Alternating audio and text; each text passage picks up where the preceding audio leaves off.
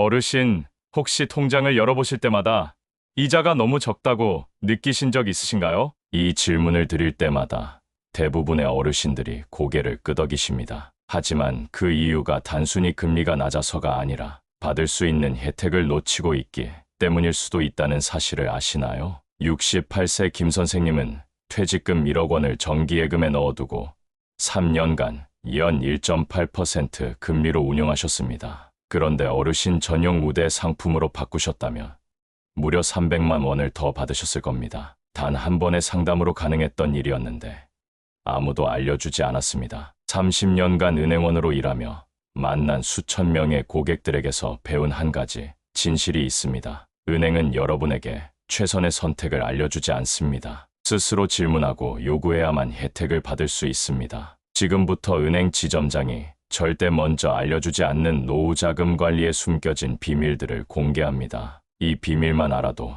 같은 돈으로 훨씬 더 많은 수익을 얻을 수 있습니다. 70세 박할머니가 저를 찾아오셨을 때 그분의 통장을 살펴보니 일반 정기예금에 4천만 원을 묶어두고 계셨습니다. 할머니, 알고 계셨나요?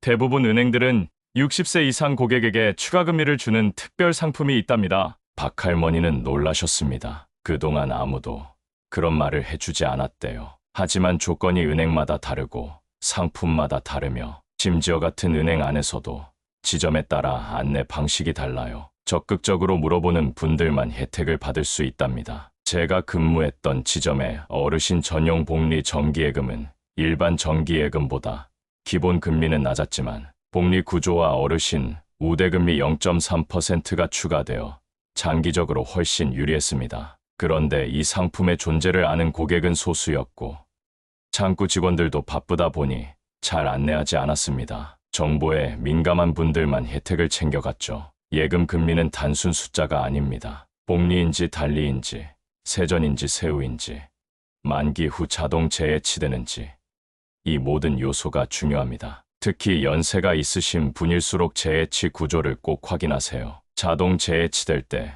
우대 혜택이 사라지거나 세금 조건이 바뀌면 손해를 볼 수 있어요. 지점장님, 예금에도 세금 혜택이 있나요? 네, 어르신들은 일정 조건 충족 시 예금 이자에 세금을 내지 않거나 줄일 수 있어요. 세금 우대 종합저축은 65세 이상이나 장애인, 국가유공자 등이 이용할 수 있으며 이자 소득세를 15.4%가 아닌 9.5%로 낮춰줍니다. 비과세 종합저축은 일정 소득 이하 어르신에게 최대 3천만 원까지 세금을 아예 면제해줍니다. 정말요?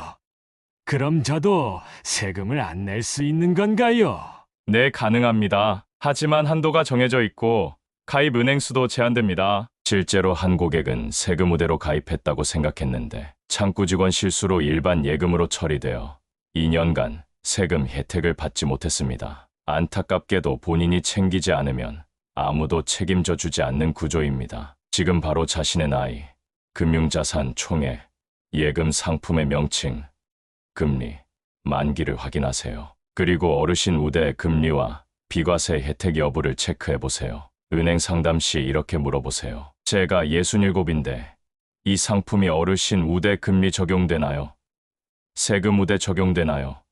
만기 후 자동 재해치 시에도 같은 조건인가요? 이 세 가지만 물어봐도 대부분의 상품 구조를 파악할 수 있습니다. 요즘은 은행이 고객 자산을 적극적으로 챙겨주지 않습니다. 창구는 바쁘고 디지털 서비스가 늘면서 어르신들은 제대로 된 상담을 받기 어려워졌어요. 그래서 여러분 스스로 깨어 있어야 합니다. 많은 분들이 1년짜리 예금이니 1년 뒤에 확인하면 되겠지라고 생각하시지만 그렇지 않습니다. 대부분 정기예금은 만기 시 자동으로 재해치되는데 이때 금리가 달라지거나 우대 조건이 사라질 수 있습니다. 74세 이 선생님은 퇴직 후 3천만 원을 어르신 우대 정기예금에 넣으셨습니다. 첫 해엔 연 2.1%로 좋은 수익을 얻었지만 자동 재해치되면서 우대 금리가 빠져 이자가 10만 원 이상 줄었습니다. 뒤늦게야 그 사실을 알게 되셨죠. 예금은 그냥 넣어두는 게 아니라 주기적으로 점검하고 조정해야 합니다. 특히 60세 이후에는 금융소득이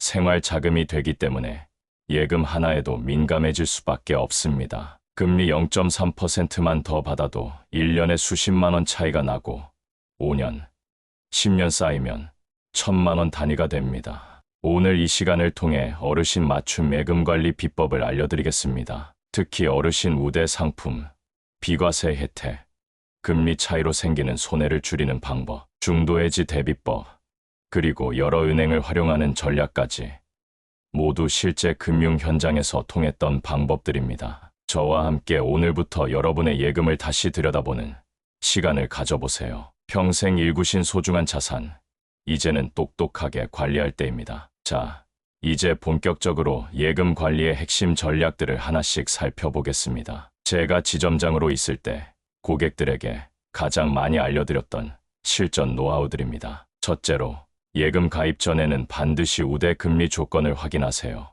은행들은 대부분 조건부 우대 금리를 설정합니다. 예를 들면 자동이체 등록 시 0.1% 우대, 인터넷 뱅킹 이용 시 0.1%, 급여 이체 시 추가 0.1%, 어르신일 경우 0.2% 등이죠. 이 모든 조건을 합하면 기본 금리보다 최대 0.5%까지 더 받을 수 있습니다. 그런데 이걸 모르고 아무 조건 없이 가입하면 기본 금리만 받게 됩니다. 지난달 만난 72살 정할아버지는 이 점을 모르고 계셨습니다. 4천만 원을 예금했는데 기본 금리 2%만 받고 계셨죠. 제가 어르신 우대 조건을 안내해드리고 상품을 바꿔 0.3%로 올려드렸더니 1년에 12만 원이 더 생겼습니다. 정할아버지는 이 돈이면 손주 용돈을 더 줄 수도 있겠네. 라며 기뻐하셨죠. 둘째, 금리 자체보다 중요한 건 세후 수익률입니다. 높은 금리처럼 보이는 상품도 세금이 붙으면 실질적인 수익이 훨씬 떨어질 수 있어요. 예를 들어 기본금리 0.2%인 정기예금은 세금 적용 시 약 0.86%의 실수령 수익이 됩니다. 반면 비과세 혜택을 적용받은 1.9% 금리의 상품은 실질적인 수익이 그대로 0.9%입니다. 숫자만 보면 낮아 보이지만 결과적으로 이익이 더 큽니다. 한 예로 68살 박 여사님은 6천만 원의 예금을 갖고 계셨는데 세금 때문에 매년 19만 원 정도를 손해보고 계셨습니다. 비과세 상품으로 5천만 원을 옮기고 나머지 1,000만 원만 일반 상품에 두니 세금 부담이 크게 줄었습니다. 셋째, 상품 가입 시점과 해지 시점을 전략적으로 조정하세요. 만약 시장 금리가 오르는 중이라면 너무 장기 예금에 묶는 건 피하세요. 대신 3개월, 6개월 등 짧은 주기로 예금을 돌리면서 시장 금리가 정점에 도달할 때 다시 장기로 묶는 방식이 유리합니다. 반대로 금리가 내려갈 때는 최대한 빨리 장기 상품으로 고정하는 게 낫습니다. 70대 초반의 최 선생님은 이 전략을 잘 활용하셨습니다. 금리가 오르던 작년에는 3개월짜리 예금으로 계속 갱신하다가 금리가 정점에 이르렀을 때 2년 만기로 고정했죠. 덕분에 지금은 금리가 내려가고 있는데도 높은 금리를 계속 유지하고 계십니다. 넷째, 복리와 단리의 차이를 이해하세요. 단리는 원금에 대해서만 이자가 붙지만 복리는 이자에 대해서도 이자가 붙습니다. 장기로 예금할수록 이 차이는 커집니다. 3천만 원을 연 3%로 5년간 예치할 경우 단리는 450만 원의 이자가 발생하지만 복리는 470만 원 이상이 됩니다. 20만 원 차이가 나는 거죠. 69살 김 선생님은 이 점을 모르고 계셨습니다. 같은 금리라면 항상 복리 상품을 선택하라고 조언드렸더니 내가 그동안 얼마나 손해봤는지 모르겠네. 라며 아쉬워하셨습니다. 다섯째, 사다리 전략을 활용하세요. 이건 제가 지점장 시절 고객들에게 가장 많이 권해드린 방법입니다. 목돈을 한꺼번에 한 상품에 넣지 말고 만기 시점을 달리해 여러 상품에 분산 투자하는 전략이죠. 예를 들어 8천만 원이 있다면 2천만 원씩 나눠서 3개월, 6개월, 9개월, 1년 만기로 각각 예치하는 겁니다. 3개월 뒤 첫 예금이 만기되면 다시 1년 만기로 재예치합니다. 이런 식으로 3개월마다 2천만 원씩 만기가 돌아오는 구조를 만드는 거죠. 이렇게 하면 두 가지 장점이 있습니다. 첫째, 급한 자금이 필요해도 중도해지 없이 가까운 만기 상품에서 꺼낼 수 있어 이자 손실을 막을 수 있습니다. 둘째, 금리 변동에 유연하게 대응할 수 있어요. 금리가 오르면 만기 때마다 새 금리로 갱신할 수 있고 내릴 때는 일부만 영향을 받게 됩니다. 73세 이 선생님은 이 사다리 전략으로 자금을 관리하기 시작했습니다. 얼마 후 갑자기 병원비가 필요했는데도 중도해지 없이 예정된 만기예금으로 해결하셨죠. 중도 해지했으면 50만 원은 손해봤을 거예요. 라며 만족해 하셨습니다. 여섯째, 중도해지 손실 구조를 반드시 확인하세요. 예금 상품은 만기 전 해지하면 약정 금리가 아닌 중도해지 금리가 적용되는데 이게 일반 금리보다 훨씬 낮습니다. 약정 금리가 2.5%라도 중도해지 시에는 0.8% 정도밖에 못 받는 경우도 있습니다. 실제로 76살 박할아버지는 1억 원을 정기예금으로 가입하셨다가 손자 결혼 비용으로 8개월 만에 중도해지하셨습니다. 본래는 230만 원 정도의 이자를 기대하셨지만 실제 받은 금액은 고작 50만 원 수준이었습니다. 약정 금리와 해지 금리의 차이가 무려 5배나 났던 겁니다. 일곱째, 비과세종합저축을 최대한 활용하세요. 만 65세 이상 또는 장애인, 국가유공자 등 일정 요건을 충족하면 예금 이자에 대해 비과세 혜택을 받을 수 있습니다. 15.4%의 세금 없이 이자를 온전히 받을 수 있다는 뜻이죠. 예를 들어 5천만 원을 예치하면 세전이자는 연 100만 원 정도입니다. 일반 과세라면 15만 4천 원이 빠져나가지만 비과세 적용 시 100만 원 전액을 받게 됩니다. 차이가 분명하죠. 여기서 주의할 점은 비과세 종합저축은 자동으로 적용되지 않는다는 겁니다. 반드시 고객이 신청해야 하고 비과세 한도인 5천만 원까지의 예치금만 해당됩니다. 더불어 한 사람당 한 계좌만 가능하며 여러 은행에서 중복 개설은 불가능합니다. 80살 최할머니는 이미 다른 은행에서 비과세 계좌를 개설한 사실을 잊고 또 다른 은행에서 가입하셨다가 나중에 세무서에서 연락이 왔습니다. 결국 두 번째 계좌는 일반 과세로 전환되었고 세금 혜택을 받지 못했죠. 여덟째, 디지털 채널을 적극 활용하세요. 요즘은 창구에서 가입하는 것보다 인터넷이나 모바일로 가입하면 금리를 더 주는 상품이 많습니다. 같은 은행, 같은 상품인데도 가입 경로에 따라 0.3% 차이가 나기도 해요. 72살 정 선생님은 스마트폰 사용이 서툴러 항상 지점을 방문하셨습니다. 그런데 제가 모바일 전용 상품을 알려드리고 손자의 도움을 받아 가입하시도록 도왔더니 연 15원의 추가 이자를 받게 되셨습니다. 이렇게 쉽게 돈을 더 받을 수 있다니 라며 무척 놀라셨죠. 아홉째, 복수 금융기관 분산 예치 전략을 써보세요. 한 은행에 모든 자산을 집중시키기보다 서로 다른 성격의 금융기관을 조합하는 방식입니다. 시중은행, 지방은행, 저축은행, 인터넷은행을 적절히 활용하면 금리, 안정성, 접근성 면에서 균형을 잡을 수 있습니다.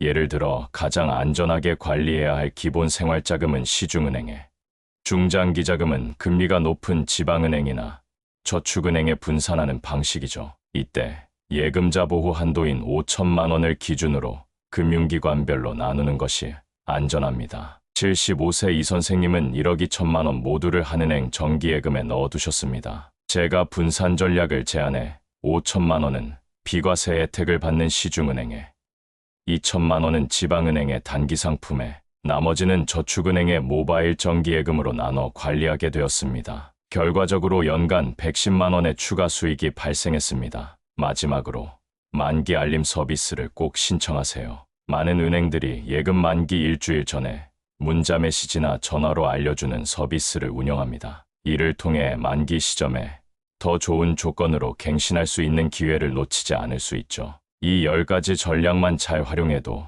여러분의 예금은 잠자는 돈이 아니라 열심히 일하는 자산이 될 수 있습니다. 특히 60살 이상 되시는 분들은 금융소득이 생활의 중요한 부분을 차지하기 때문에 적은 금리 차이도 무시할 수 없습니다. 금리 0.3%만 더 받아도 1년에 수십만 원 차이가 나고 5년, 10년 누적되면 1,000만 원 단위가 됩니다. 지금까지 말씀드린 10가지 전략들이 단순해 보일 수도 있습니다. 하지만 이런 기본기가 모여 큰 차이를 만들어내는 겁니다. 자, 이제 오늘 이야기를 마무리하면서 정리해 보겠습니다. 제가 은행에서 마지막으로 만났던 고객 중 71세 박할아버지가 계셨습니다. 평생 모은 돈 1억 5천만 원을 은행에 맡기고 계셨죠. 처음 만났을 때는 모든 자금을 시중은행 하나의 일반 정기예금에 넣어 연 1.7% 금리와 세금까지 내고 계셨습니다. 그런데 제가 지금까지 설명드린 전략들을 하나씩 적용해 드렸더니 어떻게 되었을까요? 먼저 5천만 원은 비과세종합저축으로 옮겼습니다.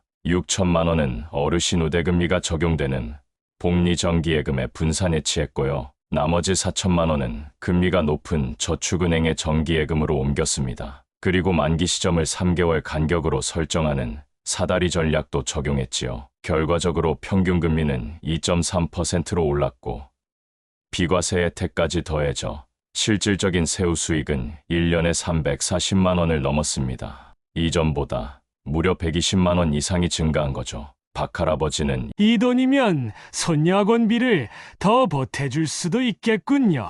하며 기뻐하셨습니다. 이처럼 조금만 신경 쓰면 같은 돈으로도 훨씬 더 많은 수익을 낼 수 있습니다. 단순히 돈을 맡기는 게 아니라 어떻게 맡기느냐가 중요한 시대입니다. 하지만 여기서 또 하나 중요한 점을 짚고 넘어가야 합니다. 바로 예금 관리는 일회성이 아니라 지속적인 관리가 필요하다는 점입니다. 특히 금리 환경이 바뀌는 시점에는 더욱 그렇습니다. 제가 만났던 76세 정 선생님은 5년 전에 예금 전략을 한번 세운 후 그대로 방치하고 계셨습니다. 그 사이 금리 환경이 크게 바뀌었는데도 말이죠. 제가 다시 점검해 드린 결과 1억 원 자산에서 매년 80만 원 가까이 손해를 보고 계셨습니다. 5년이면 400만 원에 가까운 돈이 그냥 사라진 셈이죠. 그래서 제가 드리고 싶은 조언은 최소한 6개월에 한 번, 금리 변동이 클 때는 3개월에 한 번씩은 자신의 예금 상황을 점검하라는 겁니다. 만기일이 언제인지, 현재 적용 금리는 얼마인지,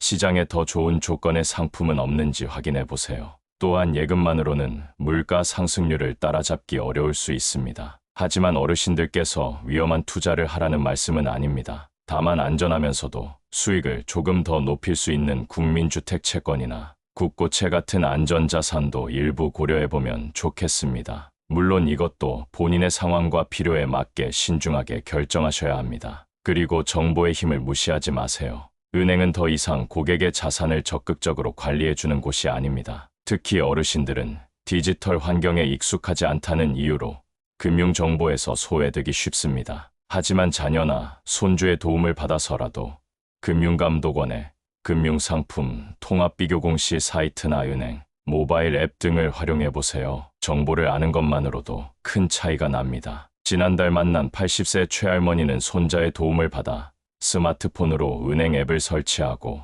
모바일 전용 상품에 가입하셨습니다. 처음에는 내가 이 나이에 무슨 스마트폰이냐며 망설이셨지만 결국 연 20만 원의 추가 이자를 받게 되셨습니다. 그러면서 하신 말씀이 잊히지 않습니다. 늙었다고 새로운 걸 배우지 말라는 법은 없지. 바로 이런 마음가짐이 중요합니다. 나이가 들었다고 해서 금융 지식을 포기할 필요는 없습니다. 오히려 젊은 세대보다 어르신들에게 금융 자산 관리는 더 중요한 문제일 수 있습니다. 왜냐하면 예금 이자가 생활비와 직결되기 때문이죠. 여러분의 자산은 여러분의 인생을 지켜주는 소중한 울타리입니다. 그 울타리를 튼튼하게 만들고 키우는 방법을 아는 것은 여러분의 권리이자 의무입니다. 은행이 먼저 알려주지 않는다면 여러분이 직접 알아내고 챙겨야 합니다. 제가 은행에서 30년 근무하면서 가장 안타까웠던 점은 정보가 있는 사람과 없는 사람 사이의 큰 격차였습니다. 같은 조건에서 출발했어도 정보를 아는 사람은 훨씬 더 많은 혜택을 받았습니다. 그리고 그 차이는 시간이 지날수록 점점 커졌죠. 특히 어르신들은 예금이라는 게 뭐 어렵나, 그냥 넣어두면 되지라는 생각에 정보 습득을 포기하시는 경우가 많았습니다. 하지만 오늘 말씀드린 것처럼 예금도 전략이 필요합니다. 어디에 어떻게 넣느냐에 따라 수백만 원의 차이가 날 수 있으니까요. 제가 마지막으로 강조하고 싶은 것은 예금 관리는 본인의 책임이라는 점입니다. 은행 직원들이 자발적으로 더 좋은 상품을 안내해 줄 것이라 기대하지 마세요. 그들도 바쁘고 시스템은 복잡하며 때로는 업무 목표 때문에 고객에게 최적화된 상품을 권하지 않을 수도 있습니다. 그래서 제가 65인데 어르신 우대 금리 받을 수 있나요? 이 상품은 비과세 적용 가능한가요? 만기 후 자동 재해치 시 조건이 그대로인가요? 이런 질문들을 직접 하셔야 합니다. 질문하는 고객과 그냥 수락하는 고객은 결국 받는 혜택이 달라질 수밖에 없습니다. 여러분, 오늘 제가 이 이야기를 하는 이유는 간단합니다. 평생 열심히 일하며 모아온 여러분의 소중한 자산이 제대로 평가받고 최대한의 가치를 발휘했으면 하는 바람 때문입니다. 한 푼이라도 더 받을 수 있는 돈을 그냥 놓치는 일이 없었으면 합니다. 지금 당장 여러분이 해야 할 일은 무엇일까요? 먼저 자신의 예금 통장을 찾아보세요. 어떤 상품에 가입되어 있는지, 만기일은 언제인지, 현재 적용 금리는 얼마인지 확인해 보세요. 그리고 가까운 은행을 방문하거나 전화해서 어르신 우대 금리와 비과세 혜택 적용 여부를 물어보세요. 단 이 세 가지만 실천해도 큰 변화가 시작될 것입니다. 저는 이제 현장에서 물러났지만 제가 만났던 수천 명의 고객들에게 도움이 되었던 조언들을 여러분과 나누고 싶었습니다. 여러분의 노후가 더 풍요롭고 안정적이기를 진심으로 바랍니다. 이 이야기가 도움이 되셨다면 채널 구독과 좋아요 버튼을 눌러주세요. 영상 아래 댓글로 여러분의 금융 고민이나 궁금한 점을 남겨주시면 제가 아는 한도 내에서 성심껏 그리고 최대한 빨리 답변 드리겠습니다. 특히 어떤 금융 주제가 더 알고 싶으신지 알려주시면 큰 도움이 됩니다. 여러분의 소중한 의견이 더 나은 콘텐츠를 만드는 밑거름이 될 테니까요. 또한 주변의 부모님이나 어르신들께도 이 영상을 추천해드리면 어떨까요? 금융 정보는 공유할수록 그 가치가 커집니다. 여러분의 작은 관심이 누군가의 노후를 더 풍요롭게 만들 수 있습니다. 오늘도 끝까지 시청해주셔서 진심으로 감사드립니다. 여러분의 소중한 자산, 이제는 똑똑하게 관리하세요. 감사합니다.